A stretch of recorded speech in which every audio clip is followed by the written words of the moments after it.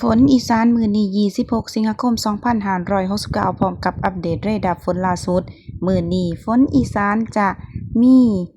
ฝนตกหนักบางแห่งบางพื้นที่เน้นอีสานตอนบนเนื่องจากมรสุมตะวันตกเฉียงใต้กำลังค่อนข้างแรงพัดปกคลุมทะเลน้ำมันประเทศไทยและอ่าวไทยประกอบกับร่องมรสุมกำลังอ่อนพัดผ่านประเทศเมียนมาตอนบนและประเทศลาวตอนบนเข้าสู่พายุโซนร้อนนาราบริเวณอ่าวตังเกียขอให้พี่ๆน้องๆชาวภาคอีสานเน้นอีสานตอนบนระวังอันตรายจากฝนตกหนักฝนสะสมอาจจะส่งผลให้เกิดน้ำท่วมฉับพลันและน้ำป่าไหลหลากได้สำหรับพื้นที่ที่จ้องระมัดระวังเป็นพิเศษในมื้อนี้26สิงหาคม2569ได้แก่บึงกาฬสกลนครนครพนมและมุกดาหาร